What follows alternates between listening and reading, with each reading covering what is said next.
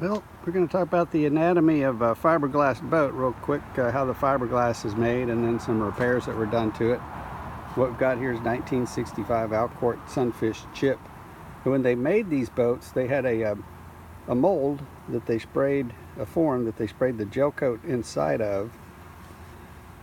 And then once the gel coat cured, and the gel coat, I mean this little thin layer of it's basically similar to paint, just really thick and really dries really hard.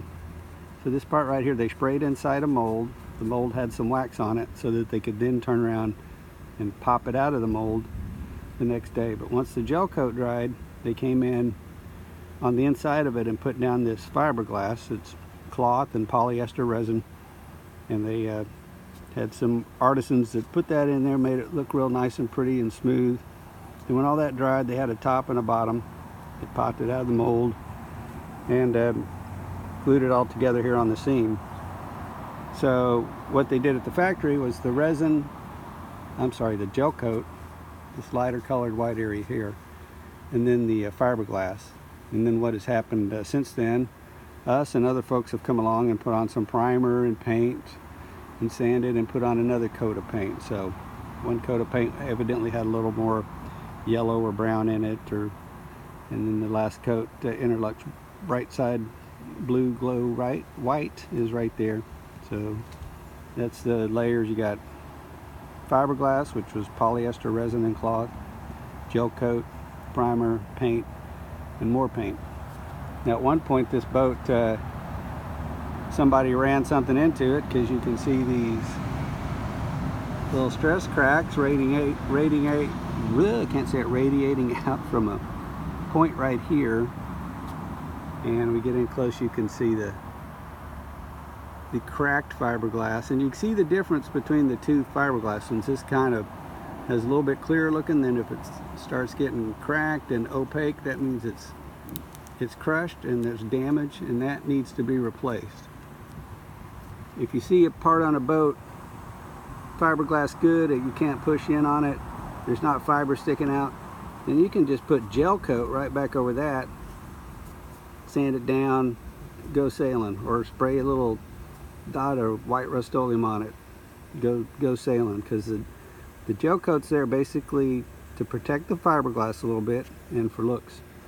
But once you get into the fiberglass, like this area here, they had a pretty good knock. It cracked it from there to there, whatever they hit. And say that someone's put in some putty here, probably me. I don't remember if this was a repair we did, if it was already here. But trying to think, this boat's been hit by hail, it's fallen over and hit a brick. So this could have been or now the brick one was further down. I'm not sure. This one might have been here already, had to redo it, and I put some fiberglass strips on top of it, just on top. But what I should have done was trim this out and get rid of the broken fiberglass, and then taken a backer patch, a piece of cardboard, and taken it and put it inside there, pulled it back up, put some epoxy and fiberglass on the inside, let that dry, and then come in and put thickened epoxy in the open area, let that dry, and then put some little strips of fiberglass to build it up and feather it into. You dish this out a little bit and then feather it back in, get it nice and level, so we could put a little bit of fairing, and then we like to paint, so we put paint on top of it. So we'll go down and look at some of the other boo-boos on the wave. Once again, these are just little gel coat. This gel coat damage here, it's level, there's no indentation, so we can just put a little fairing compound and paint and repair that. But here, it's actually right here, we hadn't finished sanding yet. It's actually a crack where air's coming out and water's going in. So we're gonna have to clean that down further, cut a little bit out, backer patch, repair it. On the bottom of the hull, this is where it had it standing up against a fence, and it fell over and hit a brick wall during a windstorm. So there's a little small crack right there. So we'll do the backer, open it up, backer patch, seal it back up. There's another one right there where it bounced. And that, thinking now, that front one may have been the hail. And then back here's another good sized crack, and we've got an inspection port